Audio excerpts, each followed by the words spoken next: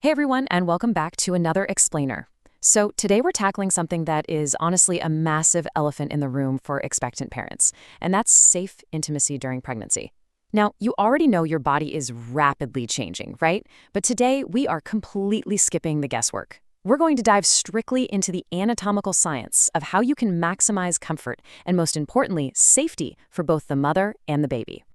Okay, let's just dive right into this. The big baseline question everyone wants to know is intimacy actually safe? Well, for the vast majority of healthy pregnancies, absolutely, it is. Yet feelings of awkwardness or simply, not wanting to ask the doctor about it leave literally millions of couples totally in the dark about what is physically happening. We're going to fix that right now by looking at how the body functions at this stage. Here is our quick roadmap for today. We'll start with the unspoken pregnancy question. Then we'll look at the risks of backlying, move on to the ideal safe alternative, and wrap up with some golden tips for comfort. All right, let's get started. Section 1. The unspoken pregnancy question. We're breaking the silence with science here. When there's a lack of clear information out there, it just causes this tremendous amount of unnecessary anxiety. And the truth is, millions of couples share these exact same worries. But here's the thing. By looking at this through a purely scientific lens, we can completely remove the stigma. We are strictly using objective medical authority today to understand the literal shape and function of the pregnant body. It's really that simple. Moving right along to Section 2, the risks of backlying. This is kind of the silent danger. Now, what's really interesting here is the core physical dilemma of advanced pregnancy. When we talk about the traditional backlying position, it gets a massive red X. It is explicitly not recommended in the later stages. Contrast that with the side-lying position, which gets the green checkmark of approval. There is a profound literal anatomical difference between these two postures. But you might be wondering, why exactly does backlying earn that big red X? Well, it all comes down to what we call the domino effect of backlying. To put this into perspective, in the third trimester, a mother's uterus, combined with the baby and the fluid, the whole shebang, can weigh upwards of 15 pounds. When she lies completely flat on her back, that sheer weight presses directly down onto the inferior vena cava. That's the major vein returning blood from the lower body back to the heart. Think of it like stepping on a garden hose.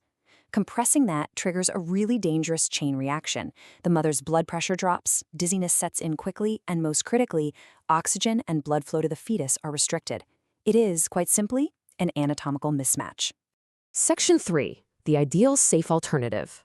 Let's look at the anatomical solution. So if backline is totally out of the question, what actually is the anatomical solution? It's spooning or side-lying. This is the highly recommended alternative that minimizes direct pressure on the womb while still providing all that essential support. Think about it. By just turning to the side, gravity is no longer forcing the uterus straight down onto the mother's spine. You're completely bypassing that dangerous domino effect we just talked about.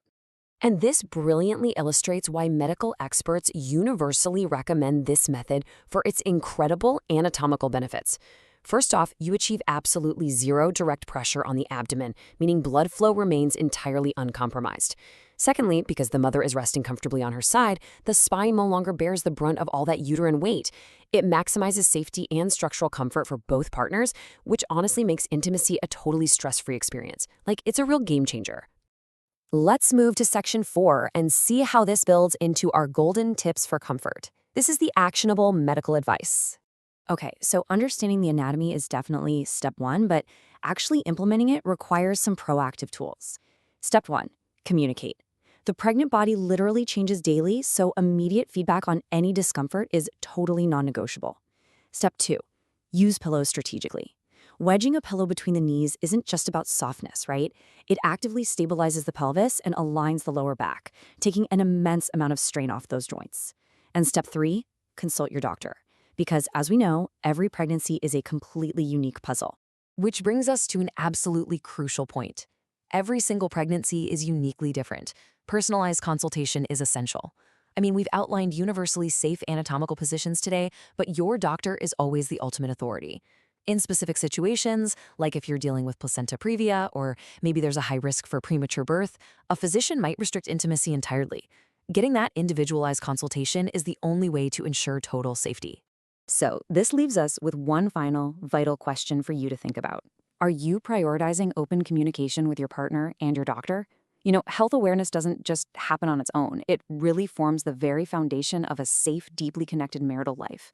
By understanding the biomechanics and breaking down that stigma, you completely empower yourselves to navigate pregnancy with confidence. Thank you so much for joining me for this explainer. Keep those lines of communication wide open, and I will see you next time.